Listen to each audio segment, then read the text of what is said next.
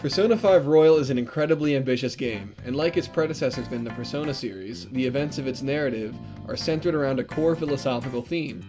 Last time I talked about the philosophy of being and truth emphasized in Persona 4. Persona 5 Royal focuses on a philosophical idea of justice, which is somewhat downstream of the theme of truth found within Persona 4. The circumstances surrounding the story, the characters within it, and the plot all play off of the theme of justice, and tries to provide a compelling account of what its defining qualities are. And the additions made within Persona 5 Royal only contribute to the overall theme by enhancing some ideas within the original and adding new ones that help the game's narrative and themes rise to new heights. Persona 5 places its tonal themes at the very forefront when we are introduced to the protagonist during a botched casino heist where the main character gets captured and detained. After being roughed up, Joker is interrogated by a public prosecutor, leading into a flashback that begins the game's story proper. Immediately, the setting of a casino heist and the thief motif paints the protagonist in a negative light when considering society's common expectations of the circumstances and symbology. It's only after we enter the flashback that we are provided a more nuanced portrayal of Joker and the Phantom Thieves. At the start of the game, Joker is falsely accused of assault while trying to defend a woman from a high-profile politician and is forced to move to Tokyo as part of his probation. Joker is largely written off by the new world that he's thrust into as a punk who deserves his fate despite his noble attempt to defend a woman. Throughout the entirety of the game, Joker is really only able to find friends and confidants that are facing similar social stigmatization or rejection, all of which providing different perspectives on social injustice. Eventually, Joker and his friends are able to enter people's cognitions in the form of the metaverse to interact with their perceptions and ultimately change them. While within the cognitive world, Joker and his friends appear in a way that reflects the palace ruler's perception of them as thieves. In a similar sense, the personas of Joker and his friends are all authentic reflections of themselves as they relate to their rebelling against the social stigmatization. And so the main structure of the game ensues, with Joker and the growing Phantom Thieves working to change the hearts of unjust people within their warped cognitions. The initial setup of the game is that Igor in the Velvet Room is empowering Joker to resist the injustice of the world with the powers of changing people's hearts. However, this preconception eventually comes to be shattered during the climax of the game because things aren't necessarily as they seem. The main villains that Joker is tasked with taking down as a part of his rehabilitation are all themed after the 8 deadly sins of Christianity. Traditionally it's 7, but in this game vanity is separated from pride into its own entity, making it 8. In order, Kamoshida represents lust, Madarame represents vanity, Kanashiro gluttony, Futaba represents sloth, Akechi stands for wrath, Okumura is greed, Sai is envy, and Shido ends up being the greatest sin of all, pride. I'm aware that the will seeds within Futaba's palace are wrath, however I believe this is due to Futaba's false cognition of her mother being a being of wrath that was imposed on her by Akechi. Defeating each of the palace rulers feels satisfying in its own right because Joker and the Phantom Thieves are putting an end to injustice without hurting anyone.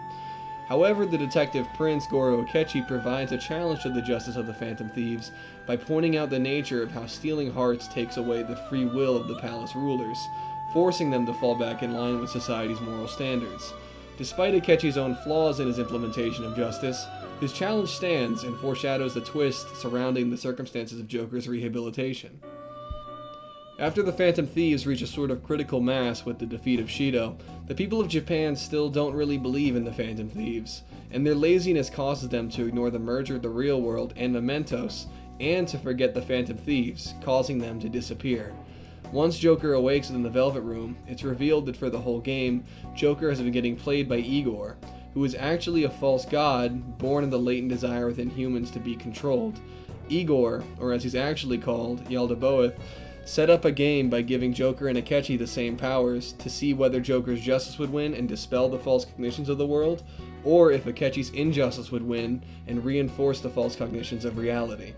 Joker had this game rigged against him, however, because Yaldabaoth attempted to dishearten him and the Phantom Thieves after their success by showing the true apathetic nature of humanity in a bid to protect his power.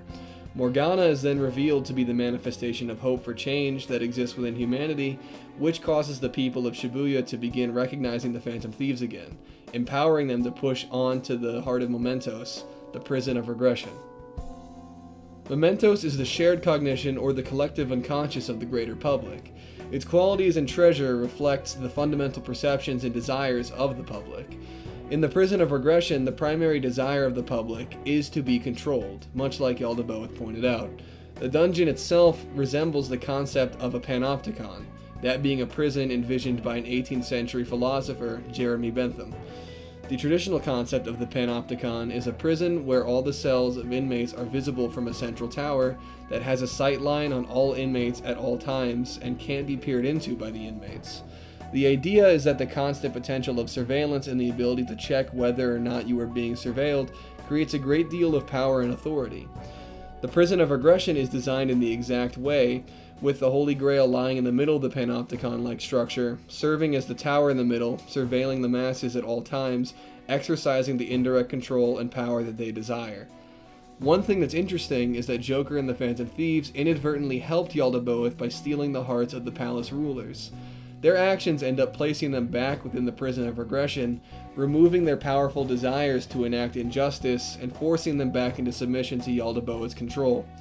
Yaldabaoth wished to see Joker succeed in taking down the palace rulers of the game because it ultimately brought them back into contributing to his power and authority. Finally, the Holy Grail, or Yaldabaoth itself, is the treasure of the general public because of how it provides for their deep, indolent desire to be controlled. Yaldabaoth as a villain comes from a Christian heresy of the Middle Ages known as Gnosticism, that believed the God presented within the Old Testament was a false God because he did not have the same qualities of love and kindness that the New Testament God, the true God, possessed. They deemed him Yaldabaoth, and he was only the God of authority rather than the true metaphysical God. The Gnostics believed that the false godhood of Yaldabaoth was eventually challenged by the angel Satanael, who led a rebellion against him to give humans free will. Yaldabaoth within Persona 5 is much the same, only existing to fulfill humanity's lazy desire to be controlled, and he is ultimately defeated by the wills of the people, providing Joker with the ability to summon the persona Satanael. And just as in the Gnostic tradition, Satanael destroys the false god of Yaldabaoth, creating the possibility of free will among the people of the world. Without free will, humans cannot be held accountable to acting justly or unjustly because their actions would have been predetermined from the start. What makes the justice of the Phantom Thieves compelling or admirable in any sense is that they chose to react to facing injustice in the least destructive way possible. Akechi's justice, on the other hand, is one that gets revenge on the world by enacting the same injustice imposed on him onto others through his wrath. As per Yaldabaoth's game, Joker and Akechi were meant to showcase the effectiveness of their ideologies when given the same powerful abilities. The cognitive world is an effective ring of Gaijis, and Akechi decides to take advantage of the lack of accountability that it provides, while Joker restrains himself.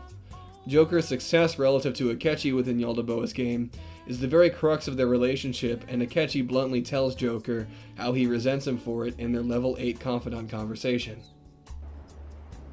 I hate you. Your deft handling of your unfortunate circumstances, your uniqueness, your ability to surpass me. All these irritate me. You're the one person I refuse to lose to. Ultimately, what separates Joker and Akechi aren't their circumstances, because they both faced injustice, just as Akechi pointed out.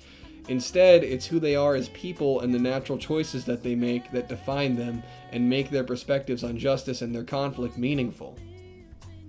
This mirrors the philosophy of Gottfried Leibniz when he tries to investigate the validity of free will if God knows all things that come to pass. How could the choices of people like Joker and Akechi matter if there really was no way to avoid it because God saw it coming? Well, Leibniz provides this answer in the form of necessary and contingent truths. Necessary truths are constitutive truths of a given concept or thing that would be irrational to contradict. An example being that a triangle has 3 sides. A contingent truth is something that is conceivable without violating the very nature of an object. In the case of Persona 5, it isn't logically impossible for Joker to accept Yaldabaoth's deal despite it being against the canon. Leibniz believes that this distinction is what gives choices meaning and can truly hold one accountable to their own actions and choices. Joker and Akechi will make their choices within the story according to their natures, and considering alternative choices by either is futile because it's against their very natures. This exact point is actually expressed in the song No More What Ifs within the Jazz Club, which represents Akechi's perspective. Within the song, the singer Akechi genuinely questions his role in the world, but eventually comes to realize that his decisions are his own and that he couldn't have had it any other way, hence the name No More What Ifs. This conviction, shared by both Akechi and Joker within Yaldabaoth's game, really gets explored within the added third semester of Persona 5 Royal. After the defeat of Yaldabaoth and the creation of a new freedom beyond the oppression of Yaldabaoth, Dr. Maruki is able to utilize the latent desires of the people for a controlling figure to actualize his dream of creating an ideal world for everybody. All of the regrets and dissatisfactions of the world are instantly done away with by Maruki, creating an idyllic but false reality. In this reality, all of the Phantom Thieves never face the injustices that they did and have the lives that they wish they had. However, within such a reality, the authentic relationships that were built over the course of the game in resisting injustice are eroding away because within Maruki's reality, these relationships never came to be. Likewise, within Maruki's reality, everyone is effectively placed on rails within an ideal play that Maruki is putting on, where people are really unable to authentically express themselves or live their lives, nullifying free will and choice. The inauthentic expression found within Maruki's reality is exemplified within Sumire and Akechi when under his influence. Both Sumire and Akechi behave in ways that are fundamentally contradictory to their personalities and nature, with Sumire acting like her exuberant deceased sister, and Akechi not retaining the same cynical toxicity that he had throughout the game within Maruki's ending. Being unable to express yourself or make authentic choices fundamentally undermines the primary conceit of justice found within the game. The whole point of defeating Yaldabaoth was to take back free will and thusly accountability to justice from the god of control to create a new world where people are able to think for themselves and grow. By giving in to Maruki's reality, the player effectively gives in to the same indolent desire to be controlled that gave Yaldabaoth and Maruki power in the first place. In defeating Maruki, the player reaffirms the story of justice and free will presented within the main narrative of the game, and harkens back to the human will and spirit that drove the investigation team to search for truth in Persona 4, and for Seize to stop death in Persona 3. The philosophical lesson that Persona 5 imparts is that injustice is really a fundamental condition of human free will, this being shown in the way that the palace rulers only started acting in such unjust ways after breaking free of Yaldabaoth's control over will and perception.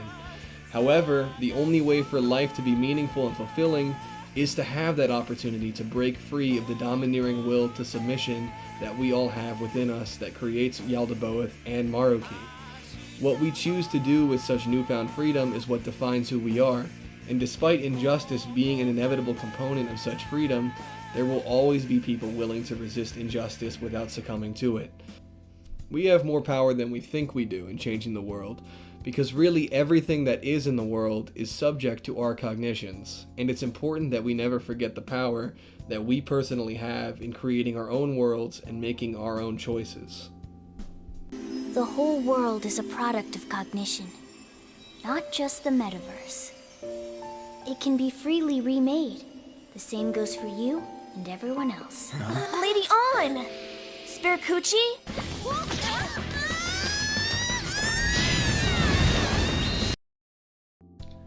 Hey, thanks for watching my video on the philosophy of Persona 5. I hope that you enjoyed it, and if you did, be sure to like or subscribe. I'll probably be making more Persona content in the future because I like talking about lots of the ideas that are found within the games. So if you like Persona content and you're new here, be sure to subscribe too. And once again, thank you all for all the support that you've given me. It really means a lot and I appreciate it. Until next time.